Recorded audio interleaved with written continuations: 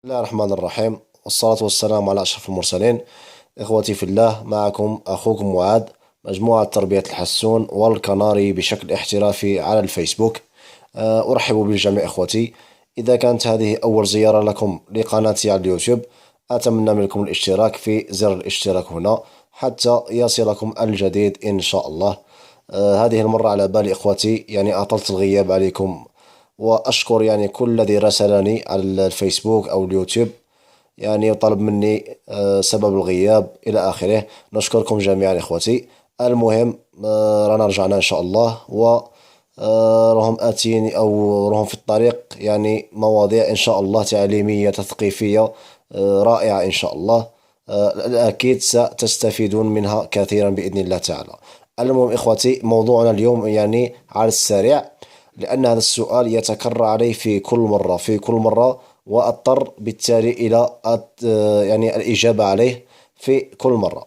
المهم إخوتي، السؤال كالتالي يعني، الكثير من الإخوة يسألوني هل أستعمل المضاد الحيوي كوقاية؟ والكثير، أنا أعلم أن الكثير منكم يستعمل مضادات حيوية كوقاية. يعني كي نقولوا كوقاية، مثلا الطائر راه عندنا سليم، يعني معافى، بصحة جيدة، نشيط، غير مريض، فاحنا نقولوا نعطيوه المضاد الحيوي كوقاية باش حتى لا يمرض. كما نقولوا احنا فاكسان، يعني تعطيه مثلا بايتريل او تعطيه سلفات تابرنيل، او يعني اي دواء او اونتي سي ار دي تابرنيل، يعني الى اخره. المهم مضاد حيوي. وهذا اخوتي اؤكد لكم انها طريقة او انها خطوة خاطئة تماما، خاطئة تماما اخوتي. هذا يعني عارف انه للاسف نحن يعني من نقص التوعية ونقص ثقافة في ثقافتنا في هذا المجال، يعني نقوم بهذا الخطأ. ولكن رانا هنا إن شاء الله حتى نصحح هذه الأمور وما نطيحوش فيها. علاش إخواتي؟ راح نفسر لكم إن شاء الله تعالى. يلزم تعرفوا إخواتي أن المضاد الحيوي يعطى في حالة المرض فقط، لا يعطى كوقاية. علاش؟ لأنه إذا ما عطيتش يعني الكمية المناسبة للطائر حتى تقديره على البكتيريا الضارة، يعني تعطيه كوقاية، تعطيه فقط القليل من هذا المضاد الحيوي، واش راح يصرى؟ راح هذيك البكتيريا يعني لأنه خواتي لازم تعرفوا أنه لكل فعل ردة فعل. كي تعطيه ديك المضاد الحيوي مرة في 15 يوم كوقاية، تعطيه يعني كمية قليلة، يندوز يعني صغيرة، فواش راح يحدث؟ راح يصرى انه ديك البكتيريا اللي تكون، هذيك البكتيريا اللي تكون يعني في الامعاء تاع الطائر تاعك، راح تتعرف على هذا المضاد الحيوي، والجسم تاع الطائر راح يتعرف عليه مليح مليح. اذا واش راح يصرى؟ ديك البكتيريا راح تطور من نفسها، راح تطور، يعني باش المرة القادمة يعني كي تعطيها يعني اون دوز اون اوتر دوز، يعني كمية اخرى من هذا المضاد الحيوي، ما تموتش، يعني راح تريزيستي، يا راح تقاوم اكثر. يعني فما بالك في كل مرة تعطيه كوقاية كوقاية كوقاية، النهار اللي يمرض لك وتعطيه كمية كبيرة، يعني تعطيه علاج تاع 6 أيام مثلا أو 7 أيام بالمضاد الحيوي، راح يبقى مريض. راح يبقى مريض. علاش؟ لأنه أنت وصلته لهذه الحالة، يعني هذيك البكتيريا قويت لها المناعة تاعها، يعني رجعتها تقاوم هذا الدواء، تقاوم هذا العلاج، وبالتالي ما ينفع في ذاك الوقت، ما ينفع لا دواء لا علاج لا أي شيء. يعني انتظر، يعني مكتوب الله، ولكن أغلب الظن الطائر سيموت لك. يعني إخوتي، إن شاء الله تكون وصلت الفكرة، تكون وصلت الفكرة. هذه أمور يعني علمية، أنا عارف أنه ما تلقاوهاش إخواتي هذه في الإنترنت، وما تلقاوش اللي يقولها لكم، لأنه كما قلت لكم إخواتي للأسف نحن يعني كعرب كمسلمين كأمازيغ، يعني كل جزائريين مغاربة تلمسانيين إلى عفوا تونسيين إلى آخره، يعني ما نحوسوش إخواتي، يعني فقط نسمعوا معلومة هكذا في الإنترنت، نأخذها كما هي بدون أن نبحث، وهذا خطأ إخواتي.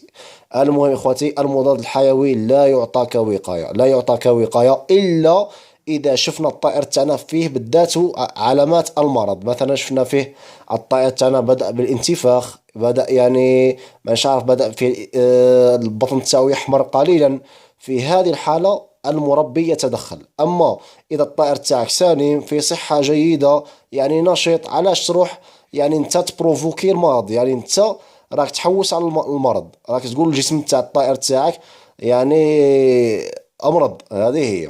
المهم اخواتي، حتى بالنسبه هذه المعلومه، حتى بالنسبه للانسان، احنا فقط في بعض الاحيان راسك يوجعك تروح تشرب يعني باراسيتامول، وهذا خطأ يا خوتي، خطأ كبير كبير كبير.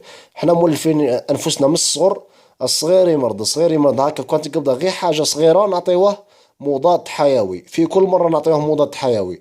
كي يكبر هذاك الانسان، المضاد الحيوي يولي ما يأثرش فيه، يعني ما راحش يخدم خدمته تماما، لانه يعني البكتيريا تاعو اللي موجودة عنده يعني توالفت داك الدواء وخلاص.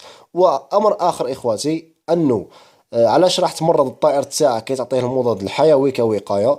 لأنه يلزم تعرفوا يا خوتي أنه المضاد الحيوي ك- يعني راح يقضي على البكتيريا الضارة في حالة المرض، ولكن راح يقضي أيضا على البكتيريا النافعة.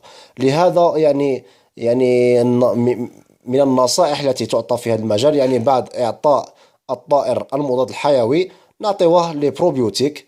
يعني هادو لي بروبيوتيك هادو كما نقولوا بكتيريا ذات أصل معوي، هذه نافعة، بكتيريا نافعة تنباع، نجدها عند مثلا عند بائع الطيور، ولا على شكل أقراص نعطيوها للطائر أو على شكل سائل. المهم هذه تساعد باش الطائر تاعنا يعني يريكوبيري ديك البكتيريا النافعة. عفوا اخوتي. المهم خوتي، ان شاء الله تكون وصلتكم المعلومة كاملة بإذن الله تعالى. هذه معلومة جد جد مهمة خوتي، يعني حتى في حياتكم اليومية ان شاء الله تاخذوها كمعلومة، هذه كثقافة عامة. ما تشربوش الدواء اخوتي غير هكا، ما تشربوش الدواء، رانا نشوفوا الناس تشرب الدواء بدون وصف الطبيب، تشرب مضادات حيوية غير هكا من رأسها. وهذا والله يا خوتي خطأ كبير كبير كبير جدا، وراح يعني كي تكبروا راح تلقاو هذه الآثار السلبية عليكم. راح تشربوا الدواء ما يأثرش فيكم تماما، كشغلك راك تشرب الغازوز. هذه هي. المهم اخواتي، واش نقول لكم، ربي يوفقكم ان شاء الله. يعني اي سؤال اي استفسار خليوه في اسفل الفيديو هنا ان شاء الله، وراح اجيب قدر المستطاع قدر المستطاع. والله ولي التوفيق، والسلام عليكم ورحمة الله تعالى وبركاته.